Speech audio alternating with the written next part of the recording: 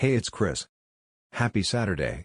We're a few days away from Thanksgiving, so what a great opportunity to thank you for being part of this writing journey. I've got a couple of things lined up over the next few weeks, so get ready for even more. While you wait, check out Fantasy/Paranormal exclusive freebies. Group promo science fiction and fantasy, mid-November group promo. Do me a favor. Go hit subscribe on my YouTube channel so more people can find it. Have you grabbed your copy of 1. Battlefield Z Complete Box Set, 2. Incursion, 3. The Dipole Collection, 4. The Shadowboxer Files, Thriller Box Set, 5. Bravo Actual A Big Sci-Fi Box Set Collection, 6. Witchmas, an Urban Fantasy Adventure Box Set, 7. Beachhead Collected, 8. The Roundup Western Collection 9. Iron Rations A Massive Sci-Fi Collection. Plus these free 3 a.m., Henry Bin's Book 1, Our Daughter's Bones, an absolutely gripping crime fiction novel Primitive Weapons, a Tycane Wilderness Mystery, Tycane Wilderness Mysteries Tall Man in Ray-Bans, a John Tall Wolfe novel Book 1 Let's Trade a Story for a Cup of Coffee. Or tea. The sun is out today, so I'm making a pitcher of sun tea. The sun hung low over the Florida Gulf Coast, casting long shadows on the sandy beach. Palm trees swayed gently in the warm breeze, and the scent of salt water lingered in the air. Danny Gumbo, a middle-aged private investigator with a perpetual 5 o'clock shadow, sat in his dimly lit office on the edge of town, nursing a lukewarm cup of coffee.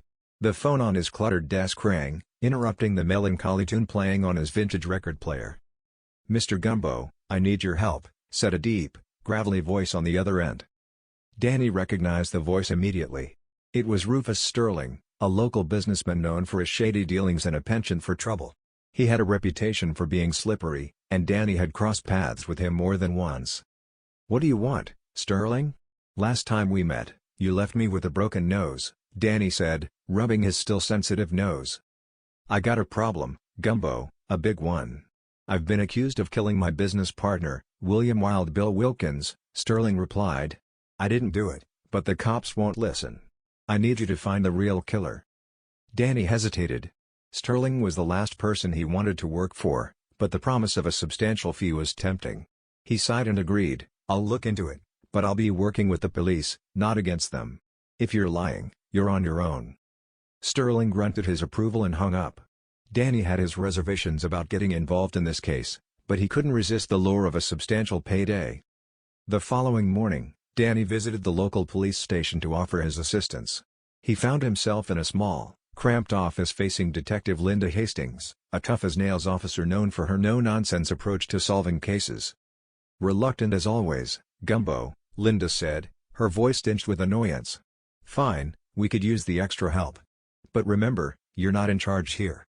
Danny nodded, "I know the drill. So, tell me about Wild Bill's murder." Linda pulled out a case file and spread a collection of photographs and documents across her desk. Wilkins was found dead in his beachfront mansion, shot in the head.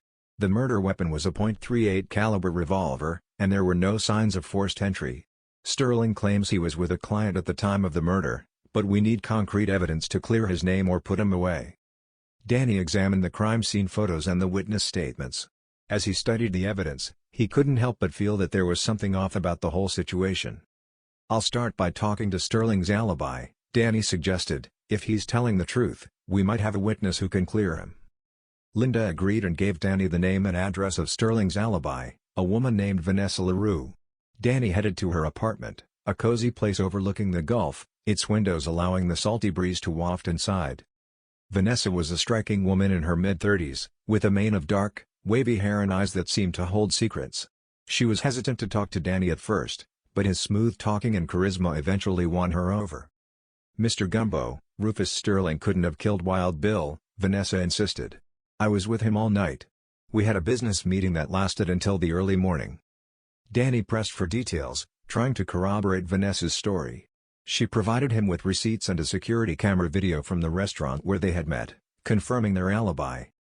With Sterling's alibi seemingly airtight, Danny decided to dig deeper into Wild Bill's business dealings.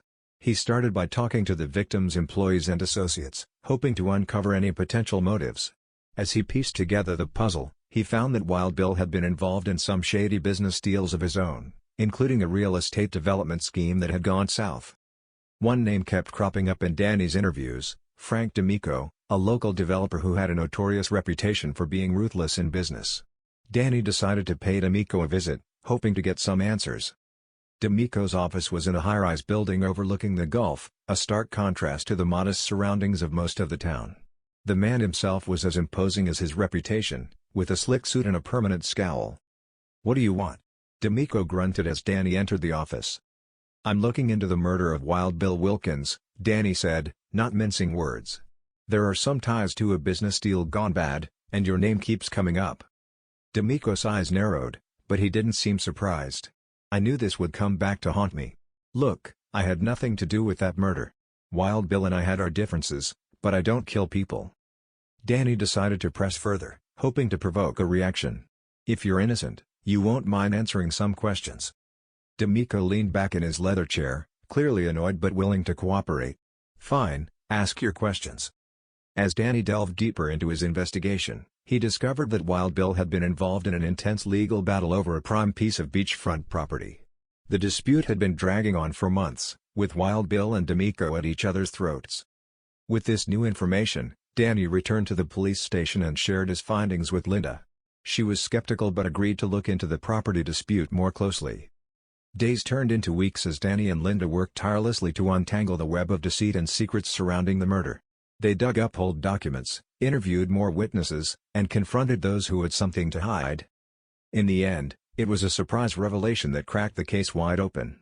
A hidden clause in a property agreement came to light, one that would have made Wild Bill the sole owner of the coveted beachfront property. That clause could have cost D'Amico millions, providing a powerful motive for murder. Armed with this new evidence, the police arrested Frank D'Amico for the murder of Wild Bill Wilkins. It was a bittersweet victory for Danny, as it meant Rufus Sterling was free of the murder charge, but he couldn't shake the feeling that there were still secrets hidden beneath the surface of the Florida Gulf Coast. As the sun set over the Gulf, Danny Gumbo sat on the beach, gazing out at the horizon. He had solved the case and earned his paycheck, but the salty breeze carried with it the reminder that some mysteries were never truly solved, and some secrets would always remain buried in the sands of time.